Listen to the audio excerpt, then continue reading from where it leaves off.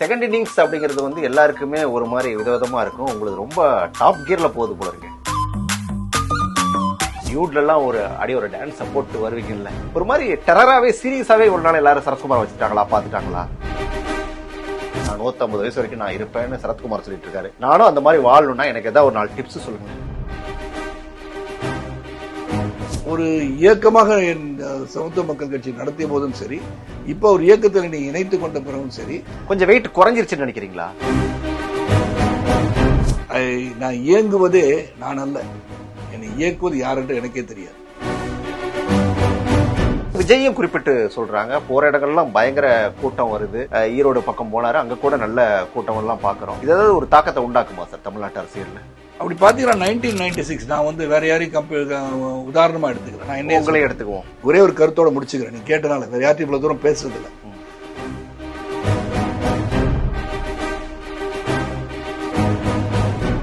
வணக்கம் சார். வணக்கம் வணக்கம் வணக்கம். மீண்டும் ஆமா ஆமா, பேரே ரொம்ப வித்தியாசமா இருந்துச்சு, கொம்பு சீவி. செகண்ட் இன்னிங்ஸ் அப்படிங்கிறது வந்து எல்லாருக்குமே ஒரு மாதிரி விதவிதமா இருக்கும். உங்களுக்கு ரொம்ப டாப் கியர்ல போகுது போல இருக்கு. செகண்ட் இன்னிங்ஸே இல்லை, நான் வந்து ஒரு இன்னிங்ஸே முடியலையே. நான் வந்து ஒரு ஸ்லைட்டா ஒரு டீவியேஷன் சொன்னா, 5 இயர்ஸ் கொஞ்சம் ஸ்ட்ராங்கா அந்த பொலிட்டிக்கல் சைடில் மூவ் ஆன பிறகு இங்கே வந்து அதிகமான படம் ஒத்துக்காம இருந்தோம். So when I came back, படங்கள் நடிப்போம் அப்படின்னு சொல்லி வானம் கொண்டோம்னு ஆரம்பித்தோம். அப்படியே தொடர்ந்து அப்புறம் போர் தொழில், அப்புறம் பொன்னியின் செல்வன் 1, 2 அப்படியே போயிடுச்சு. அந்த மார்க்கெட் என்னதான் இருக்கு, முதல்ல இருந்த மார்க்கெட்டு, அதுக்கப்புறம் சபாத் ஒரு லீவ் எடுத்த மாதிரி போயிட்டு திரும்பி வரும்போது அதை அசஸ் பண்ண முடியல என்னால்.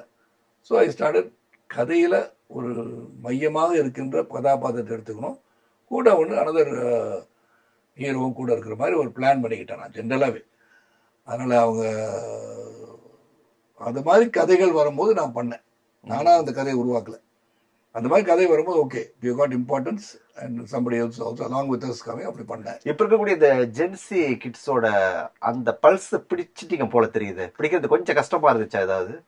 அப்படிலாம் இல்லை. என்னன்னா பேசிக்காக நம்ம வந்து இன்னைக்கு இருக்கிற இயக்குனர்கள், இன்னைக்கு இருக்க ஜென்சி கிட்ஸ் விரும்புகின்ற கதாநாயகர்கள், இவங்களோட சேர்ந்து நான் நடிக்கும் போது நான் ரெலமெண்ட் ஆகிறேன்ல.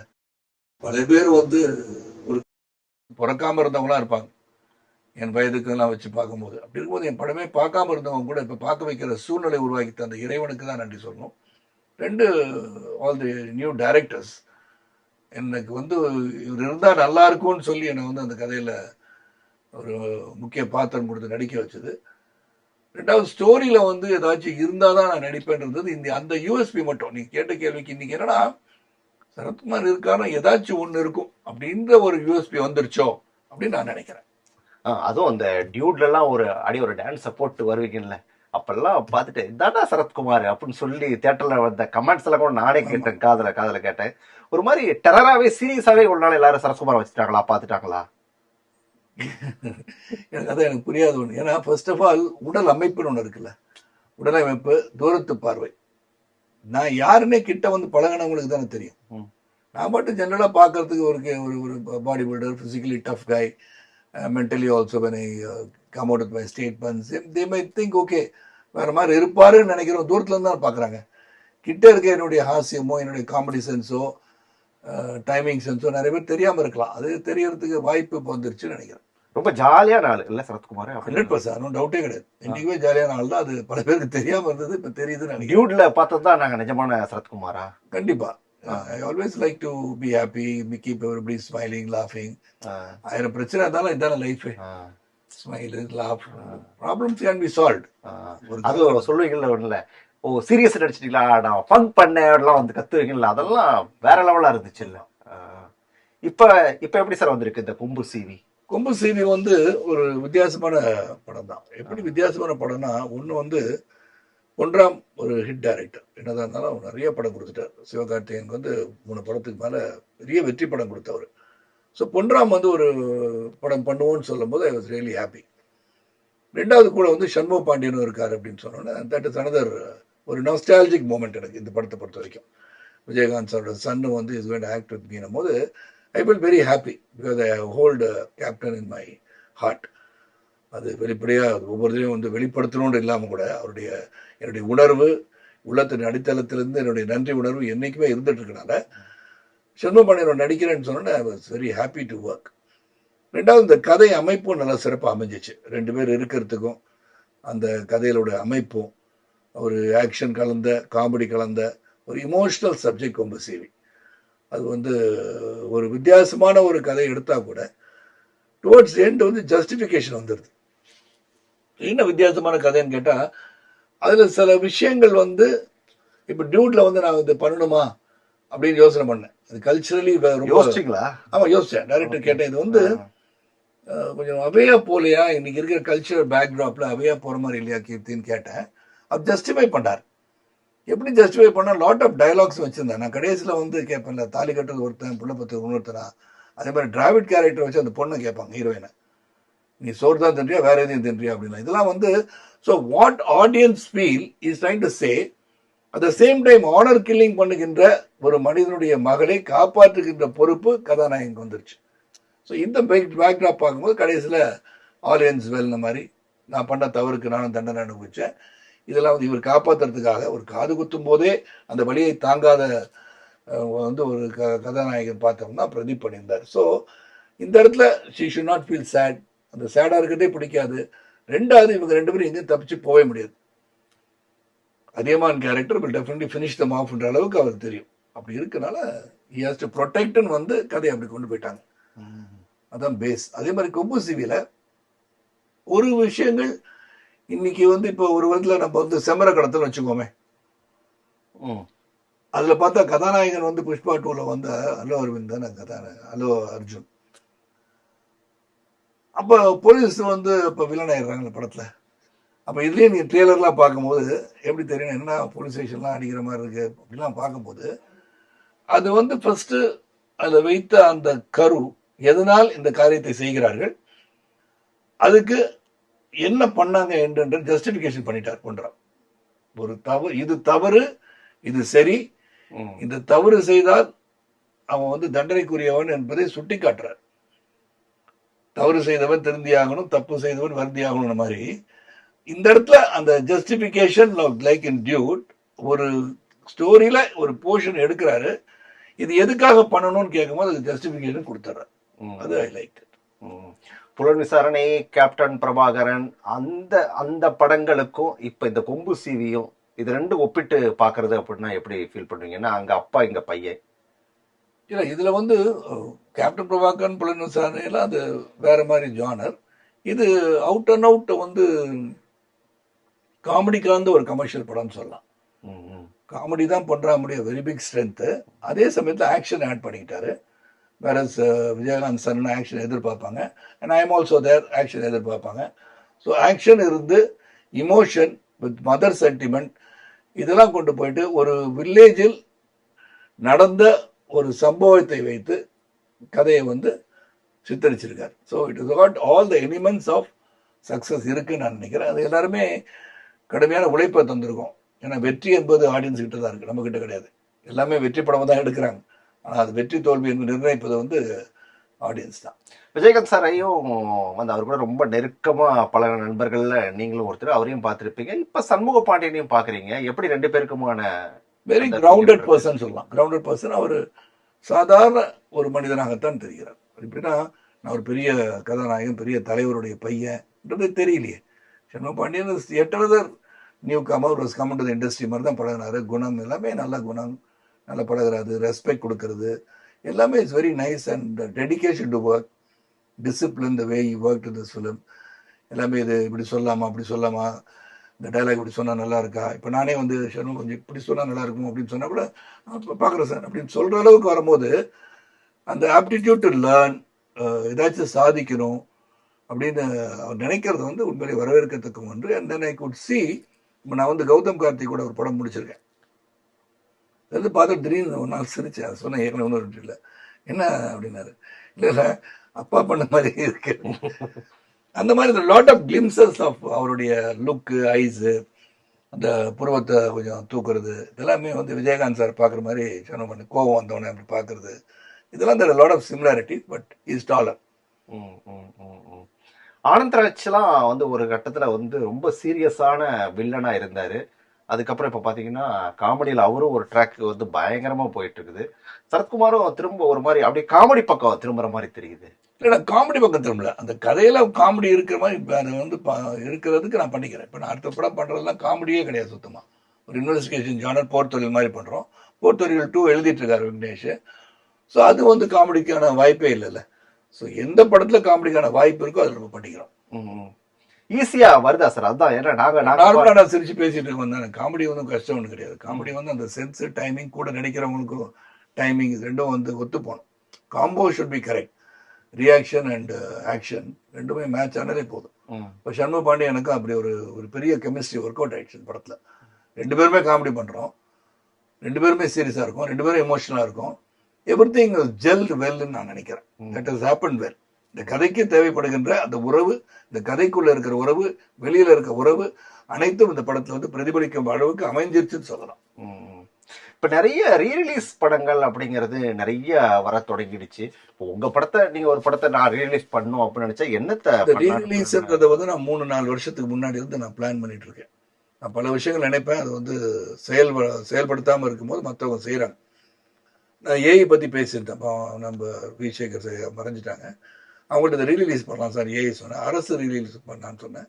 இந்த மாதிரி ரீரிலீஸுக்கான படங்கள்லாம் சார் அது நட்புக்காக பண்ணலாம். சூரியவம்சம் நிறைய வந்துட்டே இருக்கு, சேனல்ல வருது. அதனால அது பண்ணா ஆல்ரெடி பார்த்துருப்பாங்க. ஏன்னா பார்க்காத படங்கள் ஏஐலாம் வந்து அடிக்கடி வராட்டி கூட இந்த ஏஐ அரசு இதெல்லாம் வந்து ரிலீஸ் பண்ணலாம், நல்லா இருக்கும்னு நினைக்கிறேன். அதே போல வந்து அடிக்கடி பார்த்தா நீங்க இந்த எக்ஸசைஸ் பண்ற வீடியோ அதெல்லாம் நிறைய பாக்குறோம். உடற்பயிற்சி ரொம்ப கவனம் செலுத்திட்டு இருக்கீங்களோ? கவனம் செலுத்த உடற்பயிற்சி வந்து என்னுடைய ஹேபிட் தானே, ஒரு பழக்கம் அப்படின்னு சொன்னால் அது வந்து ஒரு காஃபி குடிக்கிற மாதிரி. எக்ஸசைஸ் பண்ணாட்டி ஏதோ மிஸ்ஸிங் மாதிரி இருக்கு எனக்கு. ஆனால் தொடர்ந்து நான் அதை வந்து கவனம் செலுத்துகிறேன். And that is what is kept me going நான் நினைக்கிறேன். அந்த 100 வயசுக்கு மேல வாழ்றதுக்கான அந்த 150 வயசு குறைச்சு 100. சரி, அதான் அந்த 100க்கு மேல போனா அது எவ்வளவு நாள் வச்சுக்கலாம்னா நீங்க 150 சொல்லிட்டு இருக்கீங்க. அது இன்னும் தெளிவா உறுதியா இருக்கீங்களா அதுல? என்ன இல்ல இந்த எக்ஸசைஸ் ரஜினியுடைய குரு வந்து இது வந்து 4000 வருஷம் அந்த இருக்காருன்னு சொல்லும் போது பாபா, அப்போ நம்ம 100 வருஷம் வாழக்கூடாதா? எவ்வளோ பேர் இருக்காங்க ஜப்பான்லேயே ஆல்மோஸ்ட் 120-125 வாழ்றவங்களா இருக்காங்களே. It is all DNA plus இறைவன் அருள் இருந்தால் நீங்க வந்து உங்களுடைய ஹேபிட்ஸ் நல்லா இருந்து if you can maintain yourself well you can live longer. Why not? உங்க உடம்பை அப்யூஸ் பண்ணாம இருந்தாலே போதுமே. அப்புறம் இயற்கை என்று இறைவன் அழைக்கிறான் யாருக்கும் தெரியாது. 20 இளைஞரும் மரணிக்கிறான், 40 வயதுல இறந்துடுறாங்க, 50 வயது ஹார்ட் அட்டாக் வந்தவங்க இருக்காங்க. அதனால அதை வந்து நம்ம நிர்ணயிக்க முடியாது.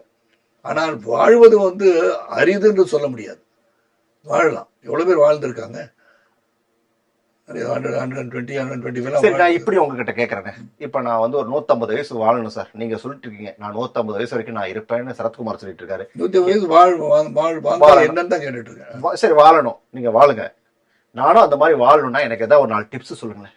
உங்களுடைய ஹேபிட்ஸ், பழக்க வழக்கங்கள், தூக்கம், உறக்கம், உணவு, உடற்பயிற்சி, இந்த 3 கொஞ்சம் கரெக்டா பண்ணிட்டு இருந்தா ஓரளவுக்கு.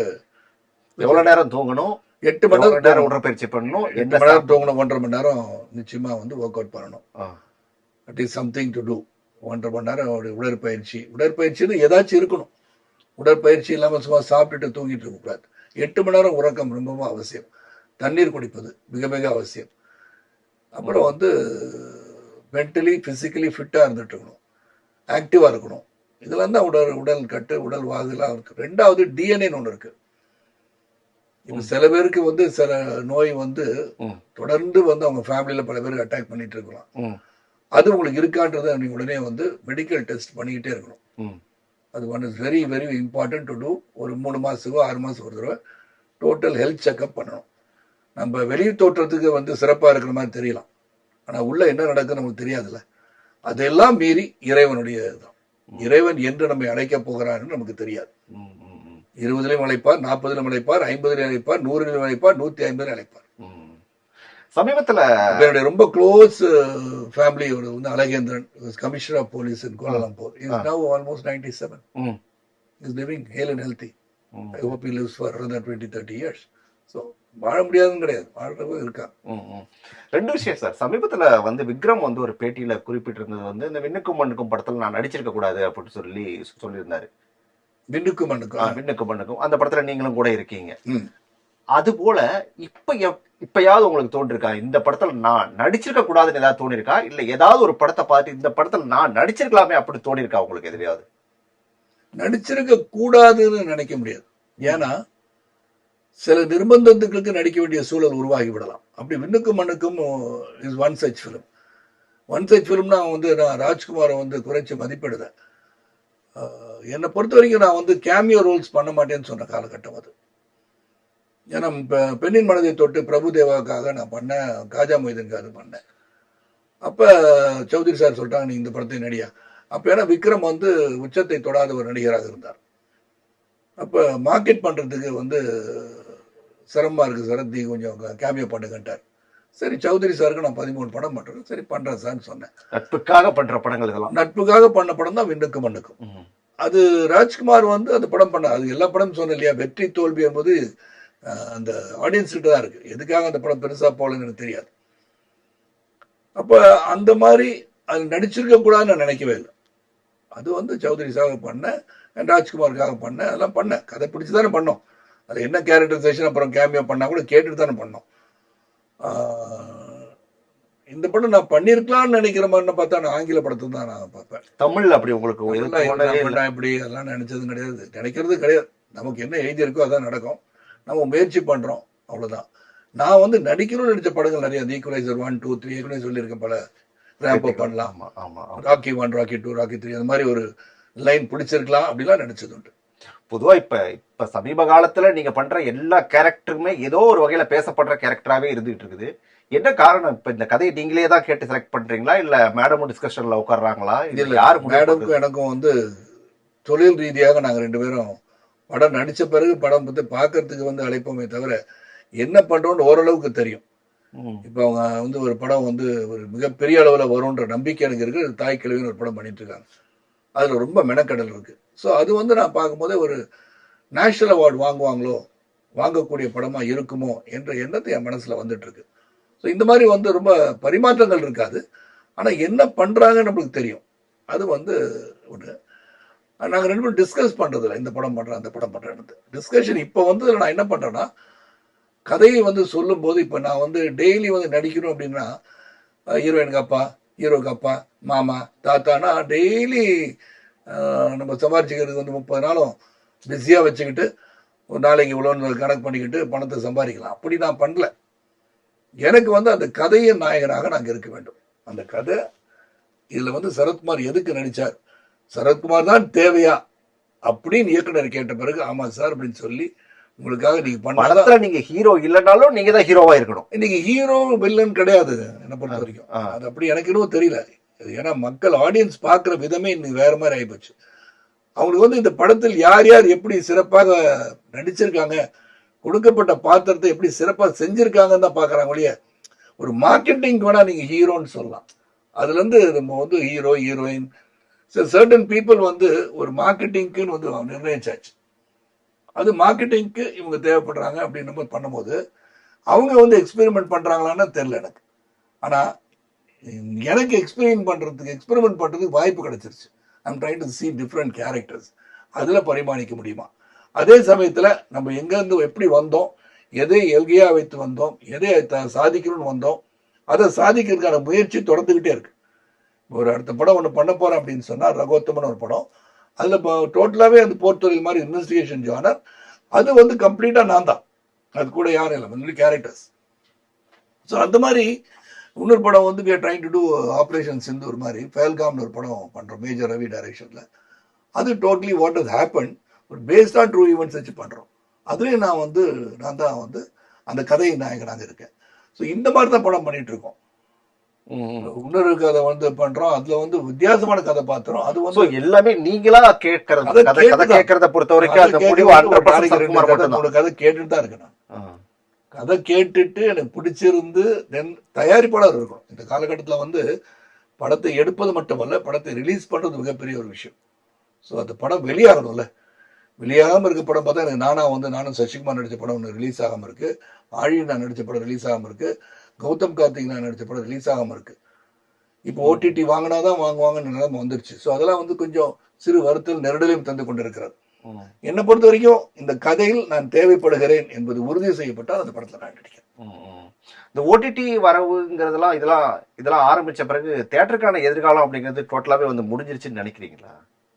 இல்ல, இப்போ வந்து திருப்பூர் சுப்ரமணியம் அவர்களின் பேட்டி ஒன்று நான் பார்த்தேன் 50 நாட்களுக்கு அப்புறம். நான் வந்து அப்படி இல்லை, நான் 50 நாள், அவர் 50 நாள் சொல்றேன், நானும் 50 தான் சொல்றேன்.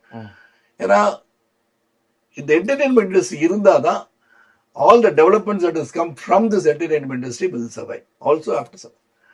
அது புதிய யுக்திகளோ இல்லை புது பரிமாற்றங்களோ சேஞ்சஸ் வரும்போது எக்ஸப்ட் பண்ணி தான் ஆகணும் இல்லையா? ஸ்டேஜில் வந்து சினிமா வந்துச்சு, சினிமாவில் வந்து டிவி வந்து, டிவி வந்து சேட்டலைட், அப்புறம் ஓடிடின்னு வந்தாச்சு. அதுவும் தேவைப்படுகிறது. இப்போ நீங்கள் வந்து ஆடியன்ஸுக்கு வந்து வீட்டில் உட்காந்து பார்க்கறதுக்கு வந்து என் படம் தானே பார்க்குறாங்க, என்டர்டெயின்மெண்ட் தானே, அவங்க வெளியே போய் பார்த்தானே உட்காந்து பார்த்தாங்கன்னு கேட்கலாம். ஆனால் திஸ் இண்டஸ்ட்ரி ஒரு பெரிய தேர்தலில் போய் அவதார போயிட்டு நீங்கள் போய் வீட்டில் உட்காந்து பார்த்தீங்கன்னா நல்லா இருக்குமான்னு யோசனை பண்ணி பார்க்கணும். ஸோ என்னை பொறுத்த வரைக்கும் இந்த OTT platform also is benefiting from the industry.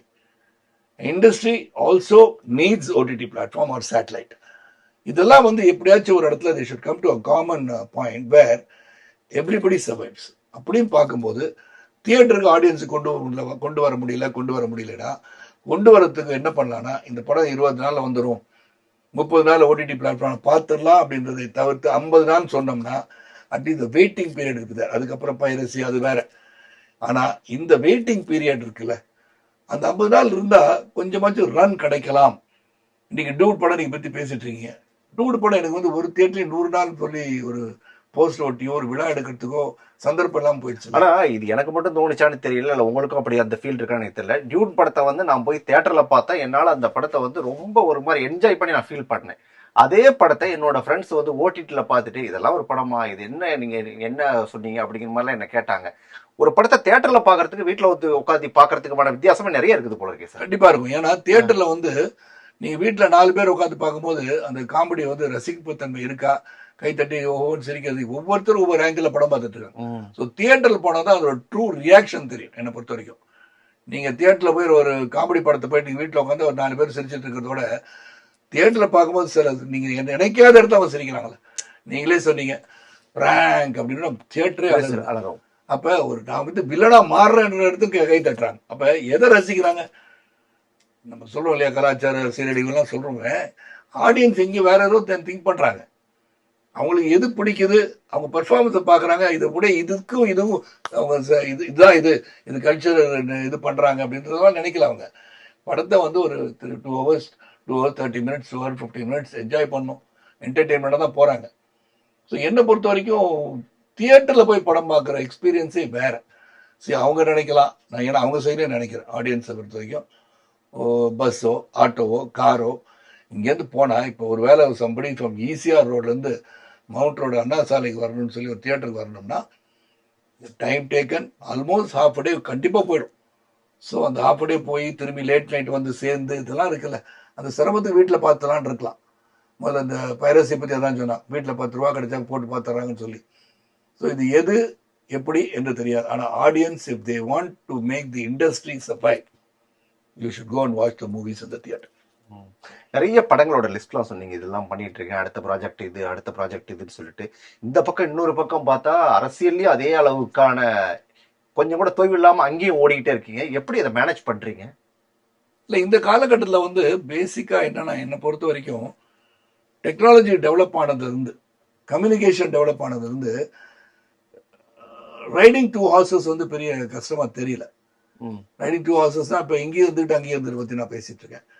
இப்போ என்னை பொறுத்த வரைக்கும் ஒரு இயக்கமாக என் சமத்துவ மக்கள் கட்சி நடத்திய போதும் சரி, இப்போ ஒரு இயக்கத்தில் நீ இணைத்து கொண்ட பிறகும் சரி, கொஞ்சம் வெயிட் குறைஞ்சிருச்சுன்னு நினைக்கிறீங்களா? இல்ல, அப்படிதான் நான் நினைக்கிறேன். அப்படி நினைச்சிருந்தா நீங்க சேர்ந்துடக்கூடாதுல்ல. அப்படி நினைக்கல. நான் என்ன சொல்ற வெயிட் நான் கேட்கல. நாம ஒரு கட்சி பாரம் ஒன்று இருக்குல்ல, நடத்துறது ஒன்று, பீயிங் இன் பார்ட்டி. இங்க வந்து இன்ஸ்ட்ரக்ஷன்ஸ் என்ன, பாலிசிஸ் என்ன பேசணும்னு சொல்றாங்க, எதை கொண்டு போய் சேர்க்கணும்னு சொல்றாங்கன்றத நம்ம இன்ஸ்ட்ரக்ஷன் வாங்கிக்கிறோம். அங்கே I have to work everything, keep on motivating everybody. இங்க மோட்டிவேட் பண்ண நிறைய பேர் வந்துடுறாங்க. அங்கே I have to keep motivating my people அப்படின்னு ஒன்று. அதான் டிஃப்ரென்ஸ்லேயே பெரிய லெவல் டிஃப்ரென்ஸ் கிடையாது. ஆனால் நான் சொன்னது உங்கள் கேள்விக்கு, கம்யூனிகேஷன் டெக்னாலஜி டெவலப் ஆன பிறகு இப்போ நான் வந்து ஒரு முக்கியமான 4 மீட்டிங் அட்டன் பண்ணால் கூட சரத்குமாருடைய கருத்து என்னன்னு தெரிஞ்சிடும். இப்போ நான் பல ஃபங்க்ஷன்ஸ் அட்டன் பண்ணேன், பல மேட்டரை பற்றி பேசினேன், பல பேர் எதிர்மறை கருத்துக்களை வந்து ஆழமாகவும் சொல்லியிருக்கேன், டீப்பாகவும் சொல்லியிருக்கேன், உரத்த குறையிலும் சொல்லியிருக்கேன். ஸோ சொல்கின்ற வாய்ப்பு சோஷியல் மீடியா, பப்ளிக் எல்லாமே இருக்கு. ஒரு 3 மீட்டிங் போனாலே சரத்குமார் இப்படி சொன்னான்னு பார்த்தா சோஷியல் மீடியா ஓடிட்டே இருக்குல்ல. So that means people are able to know நான் ரைட்டிஸ்டா லெப்டிஸ்டா தெரிஞ்சு போச்சுல்ல. எந்த மாதிரி சொல்லுவார் சரத்துன்னு தெரியுது. நிச்சயமா உங்க மனசுக்குள்ள இந்த தொகுதி தான் அப்படின்னு பிக்ஸ் பண்ணி வச்சிருப்பீங்க. எந்த தொகுதி? தமிழ்நாடு என் தொகுதி தானே. 2026 கேட்கிறேன். நான் வந்து நிக்கிறேனா இல்லையா எனக்கே தெரியாது. நீங்க எந்த தொகுதி உள்ள வச்சிருப்பீங்க, சரத்குமார் நிச்சயமா வச்சிருப்பீங்க, போட்டிருக்கான பிளான் இருக்கும், எல்லாரும். எந்த திட்டமும் நான் திட்டுறது இல்லை. நான் என் லைஃபே நான் ஓப்பனா சொல்லிடுறேன். நான் இயங்குவதே நான் அல்ல, என்னை இயக்குவது யார் என்று எனக்கே தெரியாது. சில முயற்சிகள் தான் என்னால் எடுக்க முடியும், ஆனால் இயக்குவது இறைவன். Certain times I leave to இன்ட்யூஷனா. இது பண்ணலாம் பண்ணக்கூடாதுன்னு நினைக்கிறதுல எது பண்ணலான்னு இறங்கணும், தப்போ ரைட்டோ அது பண்ணலான்னு முடிவு பண்ணால் பண்ணிடுவேன். வெற்றி தோல்வியெல்லாம் பார்த்து நான் பெர்முடேஷன் காம்பினேஷன் போட்டு on paper let us start working out, இங்கே என்ன ஸ்ட்ரென்த்து, இங்கே வீக்னஸ், இதெல்லாம் அசஸ் பண்ணுவோன்றதுலாம் அந்த மாதிரி நான் என்றைக்குமே போனது கிடையாது. எனக்கு மக்களுக்கு வந்து சேவை செய்யணும், மக்களுக்கு வந்து தொண்டு செய்ய வந்து விட்டேன் என்று உறுதியாக நம்புறேன். அது எப்படி கொண்டு போய் சேர்க்கிறது, அந்த utopian dream to make people's life better then what it is today still is not understood. அந்த magic of making every movie a hit இருக்குல்ல, அதே மாதிரி மக்கள் எதை விரும்புகிறார்கள், எதற்காக வாக்களிக்கிறார்கள் என்பதை உணர்ந்து விட்டார்களான்றது எனக்கே தெரியல. இன்னும் அதை கண்டுபிடிக்க முடியலையா? யாராலையும் கண்டுபிடிக்க முடியல. இல்லாட்டி ஒவ்வொரு தேர்தல் இப்ப பெரிய top leader can also fail. பெருந்தலைவரை தோக்கடித்தது தானே தமிழகம். அப்படி நான் எதுக்கு சொல்றேன்னா, பீப்புள் ஹூ ஹவ் டன் வெல்னா கூட நீங்க வந்து தோக்க முடியும். That is what is politics all about. அதான் அரசியல் அமைப்பு. அதான் அப்ப மக்கள் என்ன விரும்புறாங்க, ஒரு தலைவன்ட்ட என்ன விரும்புறாங்க, மக்களுக்கு என்ன தேவைன்றது அவங்க உணர்றாங்க. இது நமக்கு புரிய மாட்டேங்குது. இன் வாட் வே அவங்க வந்து எலெக்ஷனிங் ப்ராசஸ்ல இந்த வாக்கை நாம் வந்து சரியான முறையில் பயன்படுத்த வேண்டும். அந்த சரியான முறை என்ன, எதற்காக பயன்படுத்துகிறோம், எதை நோக்கி பயன்படுத்துகிறோம், என்ன தேவைக்காக பயன்படுத்துகிறோம் என்பதை உணரவில்லை என்பது என்னுடைய கருத்து. இல்ல, இதை தாண்டி கூட்டணி அப்படிங்கிற ஒரு விஷயம் தானே சார் இந்த வெற்றி தோல்வி வந்து முடிவு. இந்த கூட்டணி பத்தி நான் பல முறை சொல்லிட்டேன். ஒரு கூட்டணி எப்ப பண்ணணும்னா தனித்தனியாக நிக்கணும். கட்சிகள் வந்து வந்துகிட்டே இருக்கு. First of all we should be having a 2-party system in the country. அது என்னுடைய ஃபீலிங். அதுக்காக டெமோக்ராட்டிக் கண்ட்ரி எவ்வளவு வேணா கட்சி ஆரம்பிக்கலாம், அது வேற. ஆனா டிசிபேட் ஆகுதுல. ஒரு இப்போ எதுக்கு அப்புறம் கூட்டணி வைக்கிறீங்க? கட்சிகள் துவங்கி விட்டா நான் என்ன சொல்றேன்னா, Hyder you have a mandate, first போய் நில்லுங்கலாம், உங்களுக்கு கொள்கைகளை வந்து எடுத்து சென்று மக்களிடம் வாக்கு வந்து சேகரிங்க. இப்போ வந்து என்ன ஆகும், எல்லாரும் ஸ்பிளிட் ஆயிடுச்சுன்னு வச்சுக்கோமே, 1 2 3 4 5 6 6 பார்ட்டி, எல்லாம் 10 எம்எல்ஏ 20 30 50 எம்எல்ஏ 60 எம்எல்ஏ கட்சி வந்து they are not able to form a government. அப்ப you ask for a coalition government. அப்ப நீங்க ஒரு 30 இடத்துல ஜெயிச்சிருப்பீங்க, நான் 40 இடத்துல ஜெயிச்சேன், 2 பேரும் சேர்றீங்களா அப்படின்னு கேட்டு சேருவோம் அப்படின்னு கண்டிஷன்ஸ் நாங்க அப்படி இருந்தா, அப்ப maybe we can give better governance நினைத்தவன் நான். அப்படி நான் பல முறை சொல்லியிருக்கேன். அது எங்கேயுமே நடக்கலையே.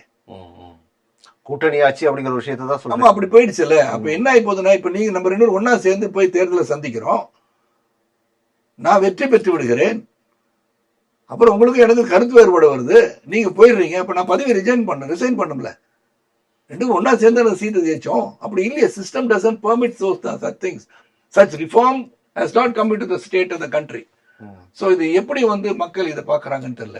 இல்ல, இப்ப நீங்க இருக்கிற கட்சி வந்து ஒரு வலுவான கூட்டணியை தமிழ்நாட்டுல அமைக்க முடியலையே அப்படின்னு சொல்லிட்டு நீங்க ஏதாவது ஃபீல் பண்ணிட்டு இருக்கீங்க? இல்ல, அப்படிலாம் நான் ஃபீல் பண்ணேன். நான் ஜெனரலா கேட்ட கேள்விக்காக பதில் சொல்றேன். நான் ஜெனரல் ஒப்பீனியன் அபவுட் பாலிடிக்ஸ் பத்தி சொல்றேன். I am not talking about my party that I belong to now. அப்படி நான் வரவே இல்லை. இப்ப இந்த 2026 தேர்தல் களத்தை எப்படி பாக்குறீங்க? இந்த 2026 தேர்தல் களம் வந்து நீங்க சொன்னதுதான், அந்த கூட்டணி பலம், மக்கள் வந்து அந்த கூட்டணி எப்படி போய் சேரப்போகுது, என்ன மாதிரி கூட்டணி அமைய போகுது, இது எப்படி இருக்குன்றத இப்ப வந்து கணிக்க முடியல. ஜனவரிக்கு அப்புறம் we may be able to get into some kind of இந்த மாதிரி தான் வரும் அப்படின்றத திங்க் பண்ண முடியும்னு நினைக்கிறேன். இல்ல, இதுக்கு முன்னாடி நம்ம பார்த்த தேர்தல் அப்படிங்கறதெல்லாம் வேற. இந்த 2026 நிச்சயமும் வந்து ஒரு வித்தியாசமான தேர்தலா இருக்கும் அப்படிங்கிறது எல்லாருமே சொல்லிட்டு இருக்காங்க. காரணம் விஜயும் குறிப்பிட்டு சொல்றாங்க. போற இடங்கள்லாம் பயங்கர கூட்டம் வருது. ஈரோடு பக்கம் போனாரு, அங்க கூட நல்ல கூட்டம் எல்லாம் பாக்குறோம். இது ஏதாவது ஒரு தாக்கத்தை உண்டாக்குமா சார் தமிழ்நாட்டு அரசியல்ல? இது வந்து விஷுவலா வந்து எப்பவுமே இந்த கூட்டத்தை காண்பிப்பது என்பது அந்த விஷுவலா மக்கள் மனசுல வந்து பெரிய வரவேற்பு இருக்குன்னு நினைக்கிறதுக்கான வாய்ப்பு இருக்கிறது, இல்லைன்னு நான் சொல்லலை. அப்படி பார்த்தீங்கன்னா 1996 நான் வந்து வேற யாரையும் உதாரணமா எடுத்துக்கிறேன், நான் என்னையே எடுத்துக்குவோம். ஏன்னா மற்றவங்களை பற்றி பேசுறதை பற்றி எனக்கு வேண்டாம். 1996 நான் வந்து அன்றைய இருந்த அனைத்து இந்திய அண்ணா திராவிட முன்னேற்ற எதிர்த்து நான் வந்து just I made a statement. அப்போ திராவிட முன்னேற்ற கழகத்தின் முன்னோடிகள் எல்லாருமே தலைவரை தவிர, தலைவர் பொருளாளர் 2-3 பேரை தவிர பாக்கி எல்லாருமே என்னை வந்து சந்திச்சு நீங்கள் வந்து ஆதரவு தெரிவித்து நீங்கள் கேம்பெயின் பண்ணணும்னு சொன்னாங்க. அப்போ நான் கட்சி ஆரம்பிக்கணுன்ற எண்ணம் எனக்கு இருந்தால் அன்றைக்கி ஒரு 25-30 சீட்டு கேட்டு நின்று நீங்கள் நான் ஒரு பெரிய இயக்கமாக வந்திருக்கலாம். அந்த மாதிரி எண்ணமே எனக்கு கிடையாது. அன்னைக்கு இருந்த ஆட்சிக்கு எதிராக நான் வந்து ஒரு கருத்து சொல்லிட்டேன், அதை வலுவாக எடுத்து மக்களிடம் செல்ல வேண்டும் அடிப்படையில் அன்னைக்கு போயிட்டேன். அப்போ நான் போயிட்டு பிரச்சாரன்றதை பண்ணேன். அது பண்ண பிறகு அவங்க வந்தாங்க. அப்போ அந்த தேர்தல் காலத்து பார்த்தீங்கன்னா அன்னைக்கு வந்து டைமிங்கே கிடையாது. 10 மணிக்கு பிரச்சாரம் முடிக்கணும்லாம் கிடையாது. நான் 2 மணி 3 மணி வந்து படுத்துட்டு 6-7 மணிக்கெல்லாம் போய் ரொம்ப கடுமையான உழைப்பை தந்திருக்கேன். அன்னைக்கு வந்து திராவிட முன்னேற்றங்களை வெற்றி பெறுவதற்கு மிக முக்கிய காரணமாக நான் இருந்தேன் என்பது யாரும் மறுக்க முடியாது. ஏன்னா அப்போ கூட ரஜினி சார் வந்து ஆண்டவனே காப்பாற்ற முடியாது, நான் அவர் அமெரிக்கா போயிட்டார், அவர் பிரச்சாரத்தெல்லாம் வரல, நான் தான் களத்தில் இருந்தேன். அப்போ நான் வந்து ஒரு பிரச்சாரத்தை முடிச்சுட்டு கிளம்பும் திடீர்னு இல்லை இந்த ஒரு மெயின் ரோடை மிஸ் பண்ணிட்டோன்னு புதுக்கோட்டையில் வந்து அப்போ அமைச்சர் ரகுபதி அப்போ வந்தாங்க. என்னங்க 10 நிமிஷத்தை எப்படிங்க போனா என்னங்க அப்படின்னு, நீங்கள் வரீங்கன்னு சொல்லிட்டு ஒரு 10 நிமிஷம் கொடுங்க என்ன பண்ணுதுன்னு பார்த்தா 10,000 பேருக்கு மேலே நின்னாங்க. எதுக்கு சொன்ன அப்போ வந்து people want to do something, மாற்ற வேண்டும் சொல்லி வந்தாங்கன்னு சொன்னோம். சரி இதுதான் மாற்ற வேண்டும் வந்தாங்க. அவர் தொடர்ந்து நான் போகும்போதெல்லாம் கூட்டம் வரதானே செஞ்சிச்சு. அப்போ நான் யாருக்காக வாக்களிக்க வேண்டும் என்று எடுத்துட்டு போனனோ அவங்க எல்லா நேரமும் ஜெயிக்கலையே. So every time that crowd doesn't vote for the person whom we are going and campaigning for. அப்படி இருக்கும்போது மக்கள் அந்த டைம்ல என்ன நினைக்கிறாங்கன்னு நம்மளால கணிக்க முடியல. நான் முதல்ல சொன்னேன், இது இந்த திரை கவர்ச்சிக்கு இருக்கக்கூடிய வாக்குகள். கவர்ச்சிக்கு இருக்கிறது வந்து ஒரு நிச்சயமா ஒரு 50-60% இருக்கிற பார்க்காதவங்க தானே. இப்ப நாளைக்கு வந்து நம்ம உதாரணத்துக்கு வந்து ரஜினி சாரே போறாங்க, ஒரு அஜித் போறாங்க அப்படின்னாலே கூட்டம் பெருசா தானே வரும். எப்படி கூட்டம் வராம இருக்கும்? மக்களுக்கு வந்து இது ஓட்டா மாறாது இல்ல, ஓட்டா மாறுறது தான் வந்து to make them vote for you is going to be a difficult task for anybody. அவ்வளவு சீக்கிரமா மாறாது. நான் வந்து கட்சி துவங்கி நானும் பார்த்தேன், கூட்டத்தை பார்த்தேன். ஆனா எனக்குன்னு ஒரு முத்திரையை குத்திட்டாங்கல்ல. ஒரு மனிதன் வந்த பிறகு அவனுக்கு ஒரு ஜாதி முத்திரையை குத்துறாங்கல்ல. நான் இல்லைன்னு போராண்டது 3 வருஷம் போராடினேன். நான் அதை பத்தி இல்லைங்க, அது உணர்வு இருக்கும், அடித்தளத்தில் இருக்கும் நம்ம யாருன்னு. ஆனா அதை மையப்படுத்தி நான் பண்ணலையேன்னு சொன்னா கூட ஏத்துக்கலையே. எதுக்கு சொல்லனா, these are things which people are not seeing. ஒரு மனிதன் நாளை இவன் வந்தால் சிறப்பாக செயல்படுவான் என்ற எண்ணத்தை உருவாக்குவதற்கே வந்து வழி இல்லை இங்க. நான் வந்து பெருமைக்காக சொல்ல, I could have definitely I'm a material where I could do something really good for the people, but I've never had the opportunity to prove that. அப்ப கூட்டங்கள் வரும், அந்த கூட்டமெல்லாம் வாக்குகளாக மாறும்னு சொல்லும் போது இட் இஸ் நாட் 100%. உங்க மீது வெறியான பக்தர் நிச்சயமா ஓட்டு போடுவாங்க. எனக்கு தெரிஞ்சு என்னுடைய கணிப்பு about 10% to 11% is what Vijay can get என்றது என்னுடைய கணிப்பு. இல்ல, ஒரு பக்கம் அங்க வந்து ஒன்றிய அரசையும் விஜய் அட்டாக் பண்றாரு, இங்க இருக்கக்கூடிய மாநில அரசையும் அட்டாக் பண்றாரு. சோ அது ரெண்டும் அட்டாக் பண்றது அப்படிங்கிறதுனால மக்கள் ஏதாவது வந்து ஒரு மாற்றத்தை விரும்புவாங்க அப்படின்னு நினைக்கலாமா? இல்லையா, அப்படிலாம் பாஜகவே திட்டுறாரு, திமுகவே திட்டுறாரு. இல்ல, அரசியல் பண்ண வந்து யாராச்சும் திட்டி தானே அவரு. அதனால இன்னைக்கு வந்து இருக்கிற ஆட்சியை அவர் திட்டாம அரசியல் எப்படி பண்ண முடியும்? ரெண்டுமே, மத்திய அரசாங்கம் சரி மாநில அரசாங்கம் சரி, யாரை அட்டாக் பண்ணாதானே மக்கள் வந்து அவங்கள பிடிக்காதவங்க அட்டாக் பண்றாருன்னு பாக்குறதுக்கோ, இவங்கள பிடிக்காத இவங்க பாக்குறதுக்கோ ஒரு ஈர்ப்பு உருவாக்க முடியுமான்னு பாக்குறாரு. That is is strategy as it looks today. இல்லையா, அவர் சொல்றது நியாயமா இல்லையான்றது வந்து மக்கள் வந்து முடிவு பண்ணுவாங்க, அப்புறம் போக போக தெரியும். ரெண்டாவது, மக்கள் வாக்களிக்கும் போது ஃபர்ஸ்ட் ஆஃப் ஆல் அவங்க வர கூட்டத்தை பார்க்கும்போது அவங்க ஓட்டுரிமை உள்ளவர் எவ்வளவு பேருன்னு எனக்கு தெரியலையே. பீப்புள் வந்து அங்கிளை பார்க்க போனேன்னு சொல்லி போறவங்க இருக்காங்க. இதெல்லாம் நடக்குது, நானும் பார்த்துட்டு தான் இருக்கு. சரி, நான் என்ன சொல்றேன், யாரும் மக்களுக்காக சேவை செய்வதற்காக அரசியல் கட்சி துவங்குவதை நான் வேண்டாம் என்றே சொல்ல மாட்டேன். Everybody should come to politics, அதான் நான் சொல்லிட்டே இருக்கேன். ஆனா உங்களால் என்ன செய்ய போறீங்க, புதிதாக என்ன சொல்ல போகிறீங்க என்று கொள்கை அடிப்படையில் what are you going to tell the people? What is it that is new that you are going to tell the people? மக்களுக்காக இதை நான் புதிதாக செய்ய போகிறேன், மாற்றத்தை உருவாக்க போறேன்றாரு. மாற்றத்தை எல்லாம் நடந்து இந்த மாற்றத்தை உருவாக்குறேன், எல்லாம் மாற்றத்தை உருவாக்கணும்னு சொல்றோம். வாட் மாற்றம்? இப்போ நீங்க வந்து அன்னைக்கு சொல்லியிருக்காரு விஜய், நீங்க வந்து பொருளாதார உயர்வு தந்து தன்னிறைவை கொடுத்து வீடு வாங்க பண்றேன்றார். அது எல்லாரும் அதானே சொல்றோம்.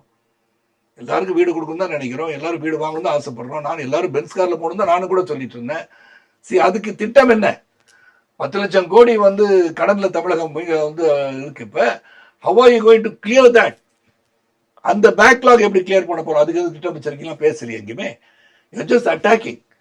சொல்றதெல்லாம் அட்டாக் பண்ணிட்டு பேசிட்டு இருக்கீங்க. சொல்ற இது வந்து ஐபிட்டோன்ற மாதிரி வையா விட்டோயிங் சொல்ல மாட்டேன்றீங்கல்ல. கடந்த முறை உங்களை பேட்டி எடுக்க வந்த போதும் நான் உங்களை கவனிச்சேன். உங்க கையில இவ்வளோ இந்த மணிகள் அதெல்லாம் இல்லை. இப்ப பாத்தீங்கன்னா ஒரு மாதிரி சலக்கு ஆடிக்கிட்டே இருக்கு. என்ன அதெல்லாம் எங்க வாங்குறீங்க? இதை புதுசா போட்டிருக்கீங்க நிறைய? இல்ல, இது மாதிரி நிறைய அதை அப்படியே கொஞ்சம் காட்டுங்க. நிறைய வச்சிருக்கேன் நானு. இது வந்து என்னுடைய குருஜி ஒருத்தர் இருக்கார். அவரு வந்து அபுதாபியில டெம்பிள் இருக்கு. அது அவருக்கு வந்து இன்னொருத்தர் அவங்க வந்து சந்திச்சேன். அவர் வந்து நான் வந்து ஜப்பான் போகும்போது வாங்கினேன், அதையும் மாட்டியிருக்கேன். இது லூர்துல வாங்கினேன், இது வாங்கினேன். ஸோ அது போடுறேன். அது இது Lourdes. This is got a Christian simple. இது வந்து என்னுடைய குருநாதர் வந்து சொன்னாரு. ஏதாவது ஒரு எனர்ஜி பவரா உணர்றீங்களா இதுல? என்கிட்ட எனர்ஜி இருக்கு, பவர் இருக்கு. இது எடிஷனலா போடும் போது maybe psychologically you get sometimes. இப்போ இந்த வாட்ச் கட்டுறேன், சம்டைம் இந்த வாட்ச் கட்டிட்டு போற அன்னைக்கு சரியா எதுவும் நடக்காட்டியில் இந்த வாட்சை கட்டி வச்சிருவேன். ஸோ இந்த மாதிரி சில psyche people get in to. So என்னை பொறுத்து at some time we have to believe in whatever you do. இதுல ஒரு பிலீஃப் இருக்கு எனக்கு. இது வந்து இட் கிவ்ஸ் எனர்ஜின்னு நினைக்கிறேன். So I'm wearing it. நன்றி சார், நிறைய விஷயங்களை பகிர்ந்துட்டீங்க. நன்றி. அப்புறம் இன்னொன்னு கேட்க முடியல, இதை கூட நீங்க போட்டு நான் பார்த்தேன். காட்டுங்க. அது என்ன? இது நான் எப்போதும் போட்டிருந்தாங்க. ஆனா உள்ள ருத்ராட்சம் இருக்கு கீழே. ருத்ராட்சி கீழே இருக்கு. ஏன்னா சில பேர் வந்து வெளியே போட்டு சுத்திட்டு இருக்காங்க. மக்களுக்கு நாங்க தெரியணும், நாங்க வந்து ரொம்ப பக்திமான்கள் சொல்லி. நான் அப்படிலாம் கிடையாது. பக்தி வந்து உண்மையிலேயே உள்ளத்தின் அடித்தளத்தில் இருக்கு. அஸ்வமேத யாகத்தை தவிர அனைத்து யாகத்தையும் செய்தவன் நான். நம்புவீங்களா? எனக்கு வந்து வித்வான் லட்சுமணன் ஆன்மீகத்துல அவ்வளவு டீப்பா இருக்கிறவன் நான். அதனால என்னை பொறுத்த வரைக்கும் இன்று ஒரே ஒரு கருத்தோட முடிச்சுக்கிறேன். நீ கேட்டனால வேற யார்ட்டும் இவ்வளவு தூரம் பேசுறது இல்லை. நான் வந்து சாமி பக்தி இருக்கு, நான் வந்து ஒரு ஹிந்துன்னு சொல்றதுக்கு இந்த நாட்டில் சொல்வது சங்கியாகிய மாறி விடுகிறான் என்ற அவல நிலை மட்டும்தான் இங்க இருக்கு. அது புரிஞ்சுக்கணும். You should feel proud that you are an Indian first. Then you should feel I'm a Tamilian. தேசம் சிறப்பாக இருக்க வேண்டும் என்று நினைப்பதுதான் மிக மிக மிக உண்மையான ஒரு கருத்து. தேசம் நல்லா இருக்கணும். அந்த தேசத்தை நாம் இருக்கோம், நம் மாநிலம் சிறப்பாக இருக்க வேண்டும். அப்புறம் நீங்க அடித்தளத்தில் நீங்க உங்களே ஏளனம் பண்ற நிலைமைக்கு நம்ம தள்ளப்பட்டு விட்டோம். இப்ப whereas the other religion they are still strong with their holds. Why are you feeling weak yourself? நான் கேக்குறேன். To call yourself a Hindu, why are you feeling ashamed? நான் இதை போட்டிருக்கிறது வந்து ஒருத்தர் கேட்டா நீங்க வந்து பிஜேபியில சேர்ந்தோன்னு போட்டிருக்கீங்களான்னு. இது நான் வந்து வெளியே சில பேர் போட்டு சுத்திட்டு இருக்காங்க. நான் இப்படியே வெளியே போட்டு சுத்தணும்னு அவசியம் எனக்கு இல்லை. நான் வந்து உள்ளத்தின் அடித்தளத்திலிருந்து நான் வந்து இறையருளால் இறைவனை வந்து நம்புறவனா. நான் ஐயப்பன் கோயிலுக்கு 7 தடவை போயிருக்கேன். அப்ப நான் இன்னைக்கு இருக்கிற சூழல்ல to call myself a Hindu I should feel ashamed. It's very wrong. I think everybody should start thinking that நீங்க முத சனாதனத்தை பத்தி எல்லாம் பேசுறாங்க. எங்க வந்து ஹிந்து ரிலிஜன் வந்து இட் இஸ் லேட்டர் பார்ட். சனாதனம் எப்படி வந்து வாழ்க்கை நெறிமுறைகளை பற்றி சொல்லி கொடுத்ததா அது. அந்த நெறிமுறைகள் வந்ததுதான் Hinduism. Hinduism is a way of life and we have accepted certain things. இன்று பலர் நம் இறைவனை கேள்வி கேட்கிற மாதிரி கொண்டு வந்துக்கிறீங்க. When you have a belief, start believing. இது கேட்டீங்கல்ல, I have belief on something. I believe in it strongly. I believe on this. I believe very strongly. Simple. இதே இடத்துல தான் நான் போட்டிருக்கேன். நீங்க கேட்டீங்க சொல்றேன். இது லூர்து மாதாவை போயிட்டே இருக்கேன். வருஷம் போறேன். அது போட்டாங்க, லூர்துல போட்டேன். அது போட்டுட்டு இருக்கேன். So certain things are belief. You believe in yourself. You believe in your own religion. But அரவணைத்து செல்லுங்கள் அனைவரையும் தான் நான் சொல்றேன். But don't let your own religion down. நிறைய விஷயங்களை பகிர்ந்துட்டீங்க சார். நன்றி. Thank you. உடனுக்குடன் செய்திகளை தெரிந்து கொள்ள சன் நியூஸ் பெல் ஐகானை கிளிக் பண்ணுங்க.